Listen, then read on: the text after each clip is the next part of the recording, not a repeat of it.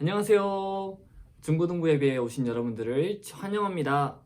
오늘도 잊지 않고 예배하러 오신 여러분에게 하나님께서 큰 복과 은혜를 주실 줄 믿습니다. 그 믿음으로 온 마음과 힘과 뜻을 다해서 예배합시다. 예배를 시작하며 사도신경으로 우리의 믿는 것들을 함께 고백합시다.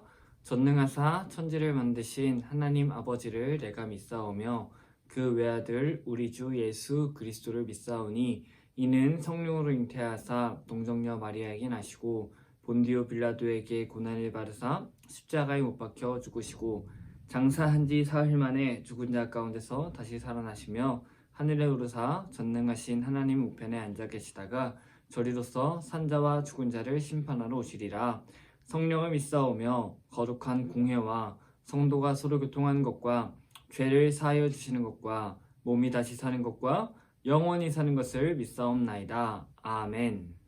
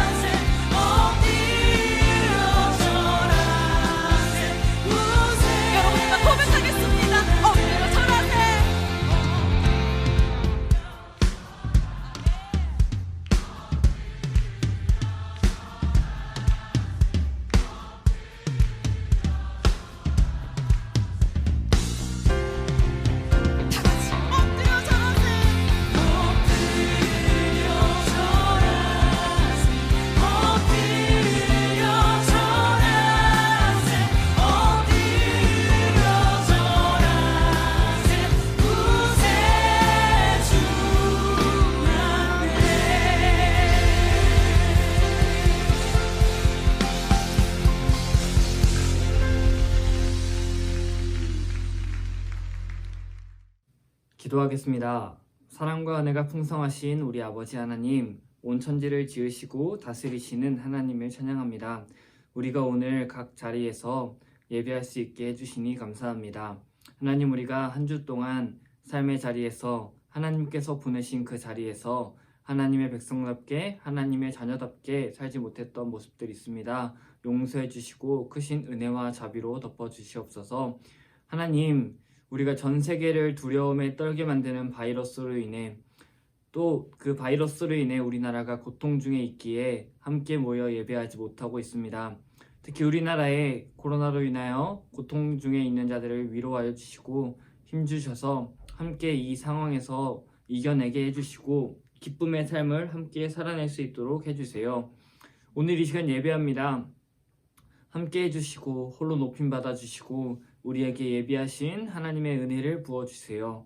말씀 잘 듣게 하시고 말씀을 통해 하나님을 알고 또 하나님의 뜻을 알아서 순종함으로 하나님을 예배하게 해주세요.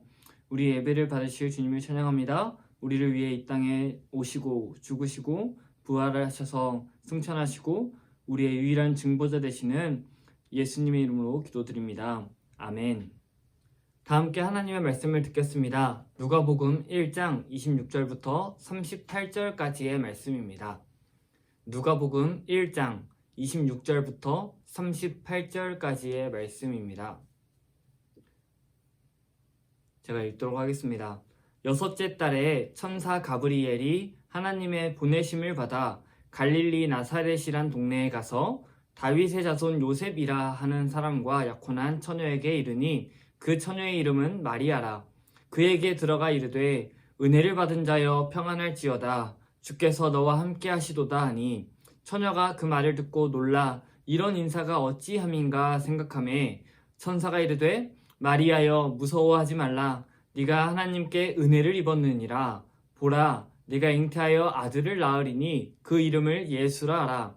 그가 큰 자가 되고 지극히 높으신 이의 아들이라 일컬어질 것이요 주 하나님께서 그 조상 다윗의 왕위를 그에게 주시리니 영원히 야곱의 집을 왕으로 다스리실 것이며 그 나라가 무궁하리라. 마리아가 천사에게 말하되 나는 남자를 알지 못하니 어찌 이 일이 있으리이까. 천사가 대답하여 이르되 성령이 내게 임하시고 지극히 높으신 이의 능력이 너를 덮으시리니 이러므로 나실 바 거룩한 이는 하나님의 아들이라 일컬어지리라. 보라 내 친족 엘리사벳도 늙어서 아들을 배었느니라. 본래 임신하지 못한다고 알려진 이가 이미 6달이 되었나니 대저 하나님의 모든 말씀은 능하지 못하심이 없느니라. 마리아가 이르되 주의 여종이오니 말씀대로 내게 이루어지이다 하매 천사가 떠나가니라. 아멘. 코로나로 인하여 정신없이 살아가다 보니 어느덧 12월이 되었고 성탄절을 앞둔 주일이 되었습니다. 함께 모여 예수님의 탄생을 기뻐하며 큰 기쁨의 축제를 누려야 하지만 현실의 문제 때문에 모이지도 못하고 온라인으로 우리가 이 기쁨을 누리려고 합니다. 그런데 우리는 한 가지 의문이 듭니다. 이 예수님의 탄생이 도대체 무슨 의미가 있기에 우리는 기억해야 하고 기뻐해야 하는가 하는 것입니다.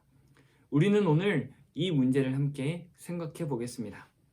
먼저 우리는 예수님의 탄생 사건을 먼저 보겠습니다. 예수님이 이 세상에 오신 일을 우리는 흔히 성육신이라고 부릅니다.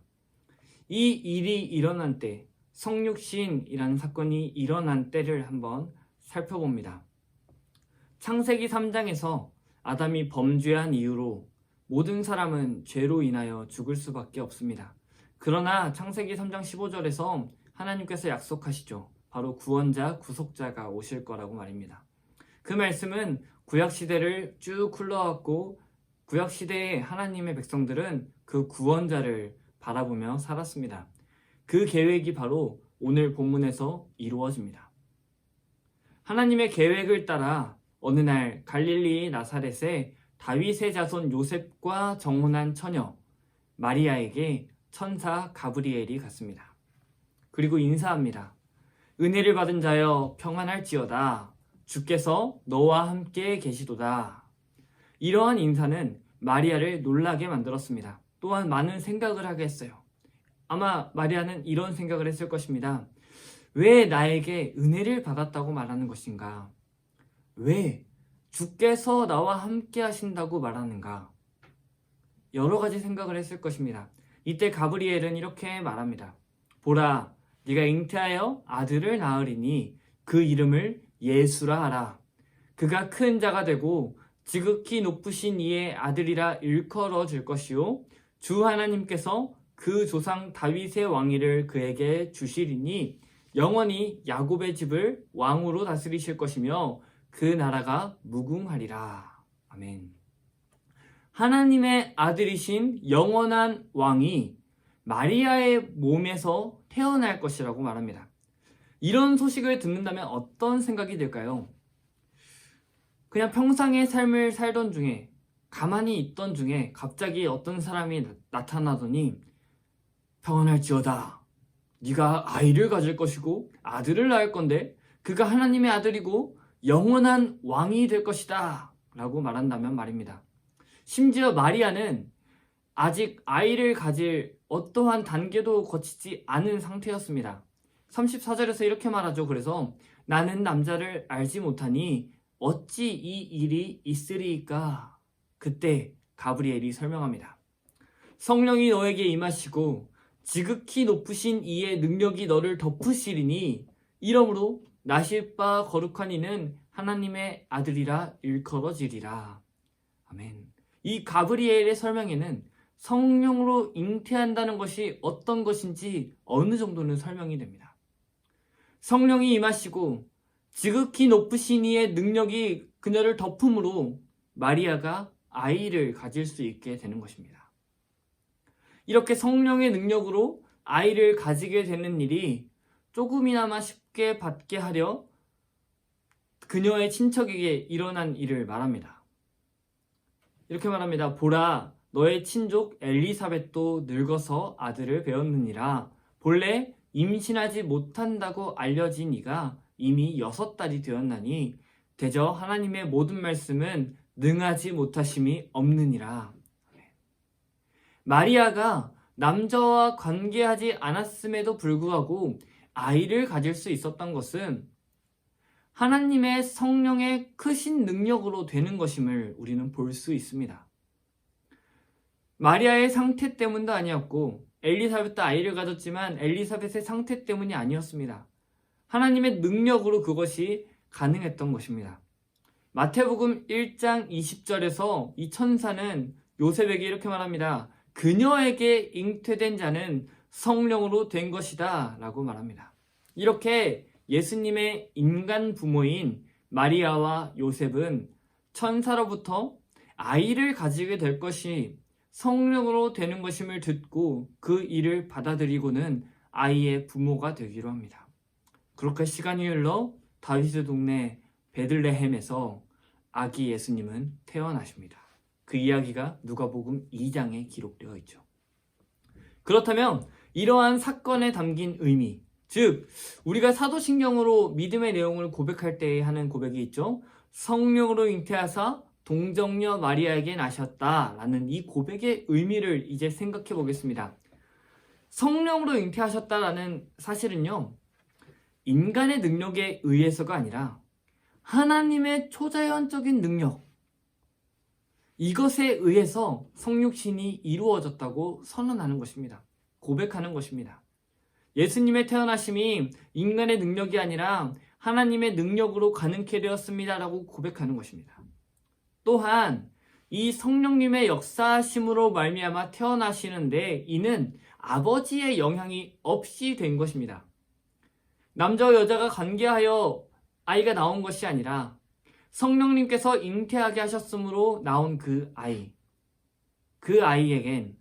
타락한 인간성이 영향을 미치지 못했습니다. 그래서 예수님은 우리와 같은 인간이시지만 죄는 없으시다고 선언합니다. 또한 동정녀 마리아에게 나셨다라는 사실은요, 완전한 사람으로서 우리가 엄마의 뱃속에서 우리가 태어나듯 모두 같은 방식으로 태어나시고 자라셨다는 것을 의미합니다. 앞에 것 성령으로 잉태되셨다는 것이 초자연을 말한다면 이 마리아에게 나셨다는 것은 자연적인 사건을 말하는 것이죠. 즉 성령으로 잉태하사 동정녀 마리아에게 나셨다는 것은 하나님의 초자연적인 능력과 간섭으로 완전히 죄 없으신 사람으로 나셨다라는 것을 가리킵니다. 또한 이렇게 마리아에게서 나시고 또 요셉을 아버지로 하여 낳았다는 사실은요, 다윗의 자손임을 드러내는 것입니다. 구약 성경에 보면요, 다윗의 후손 가운데에 영원한 왕이 나타날 것을 말하며 그 왕위가 영원할 것이라고 말합니다. 그 약속하신 다윗의 자손이 바로 예수님이십니다. 이렇게 예수님이 성육신하심, 예수님이 완전한 사람이 되심은 예수님께서 영원하시고 완전하신 하나님이시며 인간이심을 보여주고 있습니다. 예수님이 죄 없으신 완전히 거룩하신 분이심을 말하고 있습니다. 또한 그분이 인간으로 나셨기에 완전한 인간으로서 우리의 연약함을 이미 경험하셨음을 보여줍니다. 그렇기 때문에 그분은 우리의 연약함을 아시고 불쌍히 여겨주십니다. 그렇다면 이 사실, 성육신이라는 이 사실, 성령으로 잉태하사 동정녀 마리아에게 나셨다는 이 사실이 우리에게 무슨 유익이 될까요? 우리는 무엇 때문에 이렇게 기뻐할 수 있을까요? 바로 그 성육신 사건으로 인하여서 우리의 죄, 우리가 죽을 수밖에 없는 그 죄를 그분의 순결하심과 온전히 거룩하심으로 하나님 앞에서 가려주신다는 것에 있습니다. 예수님은 우리와 동일한 몸을 가지고 사셨습니다. 그러나 죄는 없으십니다. 그러한 분이, 죄 없으신 분이 우리를 가려주십니다. 우리의 죄된 모습들을 완전히 가려주십니다. 그렇기 때문에 하나님은 우리의 모습을 보지 않으시고 우리를 가리시는, 우리를 덮으시는 예수님의 모습을 보시고 그분을 받으심으로 우리를 받으시는 것입니다. 그러므로 이 예수님의 구원은요, 우리를 죄에서 구원하실 뿐 아니라 당신의 완전하심으로 우리를 덮으셔서 우리가 예수님으로 옷 입고 그분의 의로움을 힘입어 살아갈 수 있는 것입니다. 그분의 의로움이 우리에게 오는 것입니다. 우리는 이 예수님의 이 땅에 오심을 기억하고 기뻐하며 찬양합니다. 이는 우리의 죄를 위한 완전한 어린 양으로 오신 예수님을 기뻐할 뿐 아니라 우리가 의지할 분으로 오신 예수님을 기뻐하는 것입니다. 즉, 그분의 오심은요, 예수님의 성육신 사건은, 예수님의 탄생은요, 우리를 위한 사건입니다. 죄로 인하여 영원한 죽음에 처할 수밖에 없는 우리를 영원한 생명으로 옮기시기 위하여 예수님이 오셨습니다. 우리 그 예수님의 나심을 기뻐하며 기억하며 그분만을 의지하여 이 세상에서 위로를 얻고 기쁨의 삶을 살아내시는 우리 중고등부 친구들이 되시기를 소망합니다.